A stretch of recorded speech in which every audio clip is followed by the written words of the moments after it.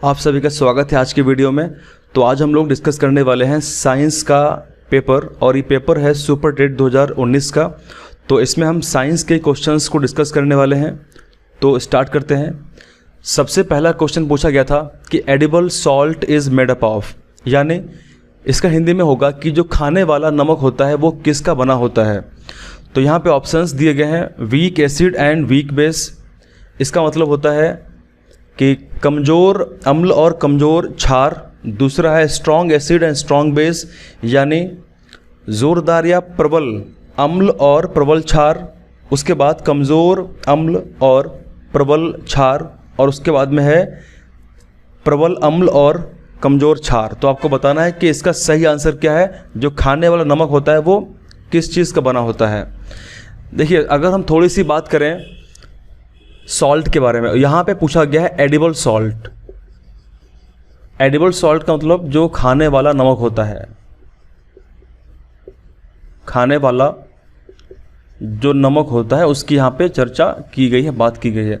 तो हम लोग जानते हैं कि जो नमक हम खाते हैं उसका केमिकल फार्मूला क्या होता है, वो NaCl होता है, जिसको हम कहते हैं सोडियम क्लोराइड। इसको हम खाते हैं। अब इसको अगर प्राप्त करना है, नमक प्राप्त करने की कई विधियां होती हैं, उसमें से एक विधि की हम बात करेंगे जिसके द्वारा खाने वाला नमक प्राप्त होता है, जिसको हम बोलते हैं न्यूट्रलाइजेशन रिएक्शन, यानी उदासीनीकरण अभिक्रिया। तो उदासीनीकरण जो अभिक्रिया होगी, जिसको इंग्लिश में हम कहते हैं न्यूट्रलाइजेशन रिएक्शन, तो इसके माध्यम से हम समझेंगे कि किस तरीके से ये बनता है। अब देखिए, एक चीज़ तो हम जानते हैं कि इस अभिक्रिया में जब एसिड प्लस बेस, यानी जब अम्ल और क्षार मिलते हैं, उनकी रिएक्शन होती है, अभिक्रिया होती है, उसके फलस्वरूप सॉल्ट बनता है जिसको नमक कहते हैं, और प्लस वाटर निकलता है। तो ये होती है उदासीनीकरण अभिक्रिया, यानी न्यूट्रलाइजेशन रिएक्शन। अब इसमें पूछा गया है कि यहाँ पे एसिड और बेस के अलावा यहाँ पे वीक एसिड और वीक बेस की बात करी गई है, या फिर स्ट्रॉन्ग एसिड स्ट्रॉन्ग बेस की बात करी गई है। तो यहाँ पे अगर थोड़ा इसको डिस्कस करें डीपली हम लोग, तो हम जानते हैं कि जो NaCl है वो कैसे बनेगा। अब देखिए, उसके लिए हमको NaOH प्लस HCl लेना होगा। इन दोनों की हम रिएक्शन कराएंगे, NaOH और HCl। अब यहाँ पे अगर हम इसको देखें, जो NaOH होता है ये क्या है, ये होता है बेस, और जो HCl होता है ये होता है एसिड। यानी NaOH होता है क्षार और HCl होता है अम्ल। ठीक है। अब अगर इसको हम ये देखें कि ये दोनों कैसे हैं, दोनों ये दुर्बल हैं कि दोनों प्रबल हैं, यानी दोनों स्ट्रांग हैं कि दोनों वीक हैं। अगर हम देखें NaOH का pH, देखिए जब भी हम बात करते हैं कि कोई भी अम्ल या क्षार कितना दुर्बल या कितना प्रबल है, तो हम बात करते हैं pH पैमाने की, यानी pH स्केल पर हम बात करते हैं। अगर किसी का pH स्केल पे लगभग 13, इसका 13 होता है, इसका जो pH वैल्यू होगी कितनी होगी, 13 होगी। और HCl की जो pH वैल्यू होगी वो कितनी होगी, वो 1 से लेकर के लगभग 3 तक होती है। ठीक है, 1 से लेकर के 3 तक होती है। तो pH पैमाने पर 13, और जो टोटल होगा वो 14 तक होता है। तो 13 वाला जो है वो कैसा होगा, वो स्ट्रॉन्ग होगा। जैसे यहाँ पे अगर मैं आपको समझाऊँ बना करके, 0 से लेकर के स्केल चलता है 14 तक, बीच में कहीं पे 7 होगा, 7 वाला उदासीन होगा, न्यूट्रल होगा, और 7 से जितना आगे आप जाएंगे उतना ज़्यादा जो है बेसिक प्रॉपर्टी, यानी जो क्षार की जो गुण है वो बढ़ेंगे। तो अगर हम पहुंचेंगे 14 के पास में, तो ये स्ट्रॉन्ग बेस यहाँ पे पाया जाएगा। और अगर हम पहुंचेंगे 0 के पास में 1, 2, 3, तो यहाँ पे बहुत ज़्यादा क्या होगा, स्ट्रॉन्ग अम्ल पाया जाएगा।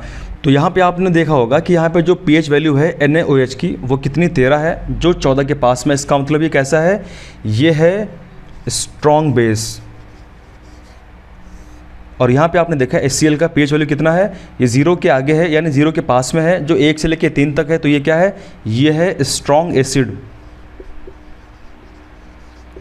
तो बस आपका क्वेश्चन का आंसर मिल चुका है।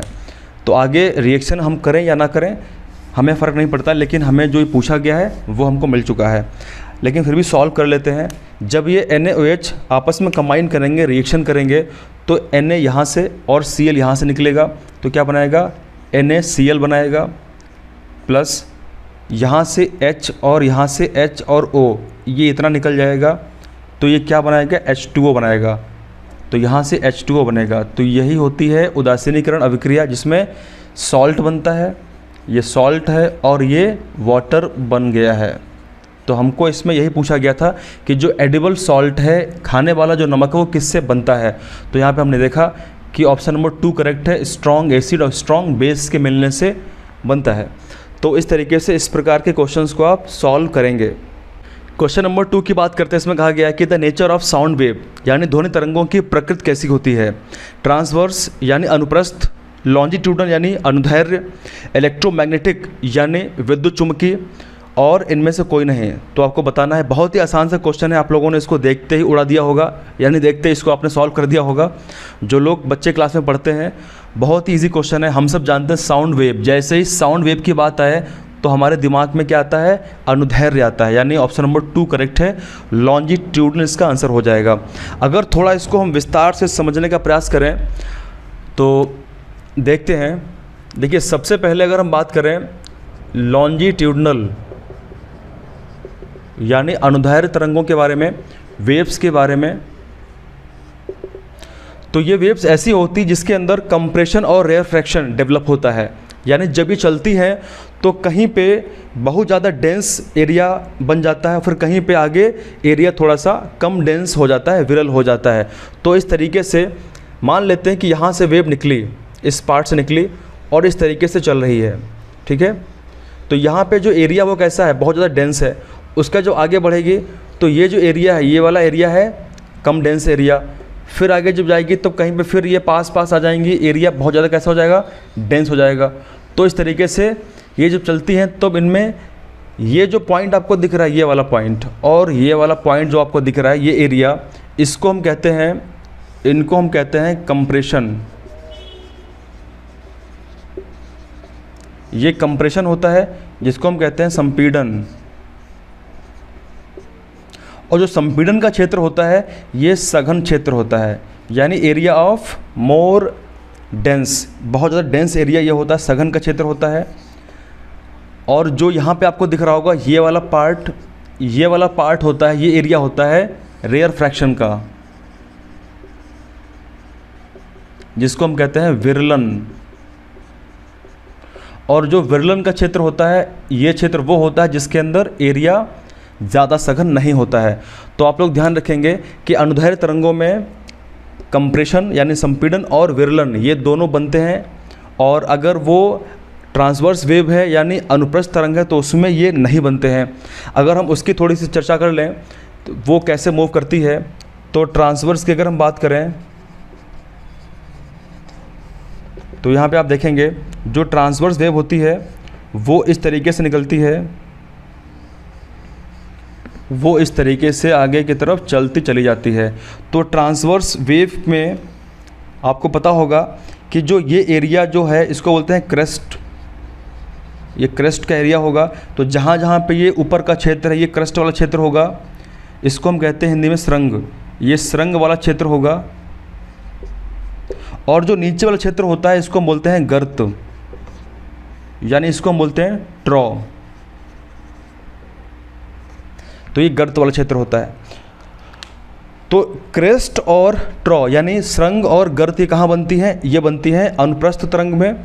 और संपीड़न और विरलन कहाँ बनते हैं, ये बनते हैं अनुदैर्घ्य तरंग में। इतना आप लोग यहाँ पे जान गए होंगे। और इसका एग्जाम्पल क्या है, इसका एग्जाम्पल है साउंड, जैसा अभी हमने देखा है। और इसका एग्जाम्पल क्या है, जो अनुप्रस्थ तरंग होती है उसका एग्जाम्पल होता है लाइट यानी प्रकाश। तो इस तरीके से हम लोगों ने इस क्वेश्चन को सॉल्व कर लिया है। अब हम लोग बात करते हैं क्वेश्चन नंबर जो 3 है। आप लोग इसको पढ़ें और कमेंट सेक्शन में बताएं इसका आंसर क्या है, क्योंकि ऐसे ही क्वेश्चन आपके एग्ज़ाम में आते हैं। और फिलहाल इस पेपर में क्वेश्चंस कुछ ज़्यादा अच्छे दिए गए हैं और आपका एग्ज़ाम में इसी टाइप के क्वेश्चंस आपको देखने को मिलेंगे। तो आप लोग अपनी तैयारी बेहतर करके रखें। आप लोग ये ज़रूर ध्यान रखें कि कितना भी कठिन पेपर क्यों ना हो जाए, आपसे आपकी जो तैयारी है जितनी स्ट्रांग होगी, आप कितने भी कठिन पेपर को बीट कर देंगे। बस आपकी तैयारी अच्छी होनी चाहिए। क्वेश्चन नंबर तीसरे की बात करते हैं। इसमें कहा गया है कि एक माइक्रोन क्या होता है, एक माइक्रोन क्या होता है आपको बताना है। तो यहाँ पे देखते हैं।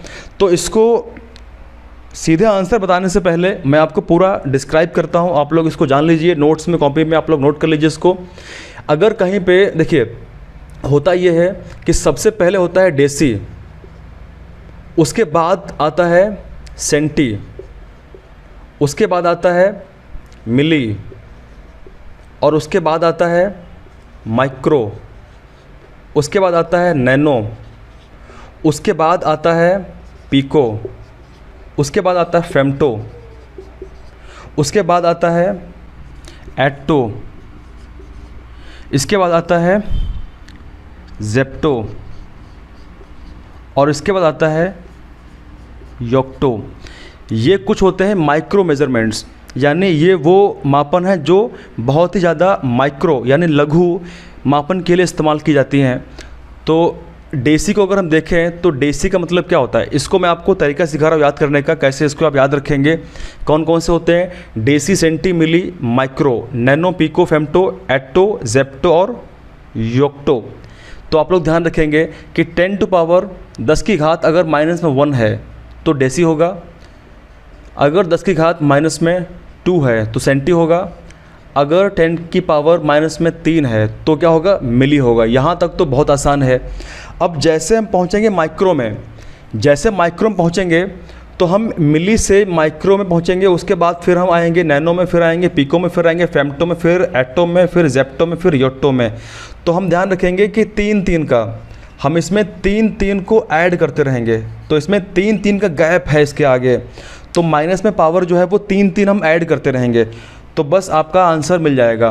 तो माइक्रो में जब हम 10 की घात यहाँ पे कितनी है, यहाँ पे -3 है, और हम 3 उसमें ऐड कर देंगे तो कितना हो जाएगा? माइनस का 6। नैनो की बात करेंगे तो 6 में जब हम ऐड करेंगे 3 कितना होगा? 9। पीको में जब बात करेंगे तो कितना होगा? 9 में 3 ऐड करो कितना आएगा? 12। फेम्टो में आओगे तो 10 की घात कितनी आएगी? 15। एट्टो में आओगे तो 15 में 3 ऐड करो कितना आएगा? 18। और जेप्टो में आओगे तो 10 की घात कितनी हो जाएगी? 21। और योक्टो में आओगे तो 10 की पावर हो जाएगी माइनस में 24। तो बस इस तरीके से आप याद करोगे, इससे आसान और कोई तरीका नहीं है। आई होप कि आपको समझ में आ रहा होगा कि किस तरीके से इसको हम सॉल्व करेंगे। अब यहाँ पे क्वेश्चन पूछा गया है कि एक माइक्रोन कितना होता है। तो यहाँ पे आप देखो, एक माइक्रोन यानी एक माइक्रो की बात हो रही है, तो आपको दिख रहा होगा एक माइक्रोन कितना होगा? 10 की पावर माइनस में 6 होगा। ऑप्शन नंबर 2 करेक्ट है। अब यहाँ पे अगर आपसे पूछता कि बताओ एक नैनो कितना होगा, तो हमने यहाँ पे देख लिया है पावर में क्या होगा? पावर में -9 होगा, तो ये नैनो हो जाएगा। 10 की घात -12 क्या होगा? तो यहाँ पे आपने देख लिया पीको हो जाएगा। और अगर 10 की पावर माइनस में 15 दिया गया है तो क्या हो जाएगा? फेम्टो हो जाएगा। तो इस तरीके से आप लोग ध्यान रखेंगे इसको। जो मैंने आपको बताया है वीडियो को आप दोबारा फिर से देखेंगे, आपको पूरा दिमाग में सेव हो जाएगा। तो अब हम लोग चलते हैं इसके आगे और बात करते हैं नेक्स्ट क्वेश्चन की तरफ। इसके बाद बात करते हैं नेक्स्ट क्वेश्चन पे। तो इसमें कहा गया है, क्वेश्चन नंबर 4 में कहा गया है कि atmosphere zone in which ozone layer lies is called, यानी हमारे वायुमंडल की कौन सी ऐसी परत है जिसके अंदर ओजोन परत पाई जाती है या ओजोन जहाँ पे पाई जाती है। तो एक्सोस्फेयर का मतलब होता है बहिमंडल, मेसोस्फेयर का मतलब होता है मध्य मंडल, और ट्रोपोस्फेयर का मतलब होता है क्षोभ मंडल, और स्ट्रेटोस्फेयर का मतलब होता है समताप मंडल। तो बहुत ही आसान सा क्वेश्चन है, आपने इसका आंसर देखते ही कर दिया गया होगा। तो अब देखिए यहाँ पे इसका आंसर क्या होगा। देखिए जहाँ पे हम रहते हैं, जिस जोन में हम रहते हैं वो है ट्रोपोस्फेयर, ठीक है। ट्रोपोस्फेयर के जो ऊपर अगली जोन है वो है स्ट्रेटोस्फेयर, और स्ट्रेटोस्फेयर में यानी समताप मंडल में ही ओजोन परत पाई जाती है। ओजोन का जोन वही होता है। तो इस क्वेश्चन का आंसर क्या हो जाएगा? ऑप्शन नंबर डी हो जाएगा। हालांकि चैप्टर में इसको हम विस्तार से पढ़ते हैं और क्लास के अंदर हमने विस्तार से इसको पढ़ाया भी है। तो जो लोग वीडियो देख रहे होंगे क्लास में स्टूडेंट्स, वो तो ऐसे क्वेश्चन को देखते ही उड़ा देंगे। बहुत ही आसान से क्वेश्चन है ये, इनमें कुछ भी नहीं करना है, बहुत ही आसान से क्वेश्चन है। मैंने आपको ये पूरे के पूरे 5 लेयर पढ़ाए हैं। यहाँ पे तो 4 लेयर हैं। हमारे जो एटमॉस्फेयर होता है, वायुमंडल के अंदर 5 परतें होती हैं, तो इसमें से 4 परतें हैं। कौन सी परत मिसिंग होती है? वो है आयनोस्फेयर, जिसको हम बोलते हैं आयन मंडल। अब बात करते हैं क्वेश्चन नंबर 5 में। इसमें कहा गया है कि spiracles are used for breathing in. Spiracles का मतलब होता है एक प्रकार के श्वास छिद्र। कुछ ऐसे इंसेक्ट कीड़े मकोड़े होते हैं जिनके श्वास छिद्र होते हैं, जहाँ से वो सांस लेते हैं। तो वो इनमें से किस में पाए जाएंगे? ब्रीदिंग के लिए, सांस लेने के लिए। मछली में, कॉकरोच में, अर्थवॉर्म में या फिर पाइला में। तो इतना तो हम बेसिक बात जानते हैं कि मछली में जो श्वास होती है वो गिल्स से होती है। गिल्स का मतलब गलफड़े होता है। कॉकरोच के अंदर अगर देखें तो स्पाइरकल्स होते हैं, यानी बहुत महीन महीन छिद्र होते हैं जहाँ से वो सांस लेते हैं। अर्थवॉर्म में अगर देखें तो इसमें मॉइस्ट स्किन होती है, यानी नमी भरी स्किन जहाँ से वो सांस लेता है। तो कॉकरोच जो अर्थवॉर्म होता है वो अपने स्किन से, त्वचा से सांस लेता है। और अगर बात करें पाइला की, तो अगर पाइला वाटर में है, अगर पाइला, बेसिकली पाइला का मतलब होता है घोंघा। आप लोगों ने देखा होगा तालाब के आसपास में छोटे शंख घोंघे होते हैं और वही समुद्र के आसपास में बड़े बड़े शंख होते हैं, तो उसी को हम कहते हैं पाइला। तो पाइला जब पानी में रहेगा तो वो ब्रीदिंग करेगा गिल्स से, जैसे मछली करती है। लेकिन अगर पाइला बाहर निकल आया है, और पाइला कहाँ पे है? वो लैंड पर है, ज़मीन पर है, तो उसमें फिर पल्मोनरी सैक डेवलप हो जाते हैं। तो वो उसके बाद में लैंड पे आने पे वो कहाँ से श्वसन करता है? वो करता है पल्मोनरी सैक से। इसको हम कहते हैं फुफ्फुसीय झिल्ली। तो यहाँ से फुफ्फुसी झिल्ली से फिर वो क्या करता है? श्वास की प्रक्रिया करता है। और आपसे पूछा गया था कि स्पाइरकल्स जो है वो किसके द्वारा यूज़ किए जाते हैं ब्रीदिंग के लिए। तो इसका आंसर क्या है? ऑप्शन नंबर बी है करेक्ट। क्वेश्चन नंबर 6 में कहा गया है कि night blindness is cause due to deficiency of, यानी रतौंधी किस विटामिन की कमी से होता है, तो आपको ये बताना है। तो यहाँ पे विटामिन ए, बी, सी और डी है। हम सब जानते हैं कि आप लोगों को मैंने क्लास में पढ़ाया हुआ है कि जब नाइट ब्लाइंडनेस की बात करेंगे, रतौंधी की बात करेंगे, तो रतौंधी किससे होता है? विटामिन ए की कमी से होता है। इसमें दिक्कत क्या होती है? जैसे जैसे लाइट कम होती चली जाती है वैसे वैसे दिखाई देना थोड़ा सा डिम होना शुरू हो जाता है। तो ये रात में इसमें बिल्कुल दिखाई नहीं पड़ता है, और जब लाइट डिम हो जाएगी तो दिखाई देना थोड़ा थोड़ा कम हो जाता है। यही रतौंधी वाली कहानी है, और विटामिन ए की कमी से रतौंधी होती है। तो बाकी विस्तार से जब मैं आपको चैप्टर पढ़ाऊंगा विटामिन्स, तो मैं उसमें आपको पूरा विस्तार से बताऊंगा। मैंने वीडियो बनाया था इससे पहले वाला, जिसमें मैंने विटामिन्स के बारे में बहुत कुछ बताया हुआ है। तो अगर आप लोगों ने उसको नहीं देखा है तो आप लोग ज़रूर देखिए उसको। अगर आप लोग उसको देख लेंगे तो विटामिन के सारे क्वेश्चन जितने आप के सुपर टेट एग्ज़ाम में, एसएससी में या जो बाकी एग्ज़ाम्स में आते हैं वो सारे आप लोग कर पाएंगे। तो वो मुझे लगता है कि 30 मिनट के आसपास का वीडियो है, ज़रूर आप लोग देखें उस वीडियो को। आपके विटामिन्स का पूरा डाउट क्लियर होने वाले हैं। तो अब इसके बाद हम लोग बात करते हैं एक और क्वेश्चन के बारे में। तो इसके बाद बात करते हैं नेक्स्ट क्वेश्चन की। इसमें कहा गया है कि the volume of 4.4 gram CO2 at NTP। NTP का मतलब होता है normal temperature and pressure will be. तो यहाँ पे आपको बताना है कि 4.4 ग्राम CO2 का जो वॉल्यूम है वो NTP पर कितना होगा। तो इसको सॉल्व करते हैं। तो यहाँ पे क्या दिया गया है? यहाँ पे आपको CO2 दिया गया है 4.4 ग्राम। ये जो वैल्यू है कैसी वैल्यू है? ये है गिवन मास, ठीक है, ये गिवन मास है। और आपको ये पता ही है कि अगर आप इसका CO2 का अगर आप मोलर मास निकालेंगे, CO2 का अगर आप निकालेंगे मोलर मास, तो कितना होगा?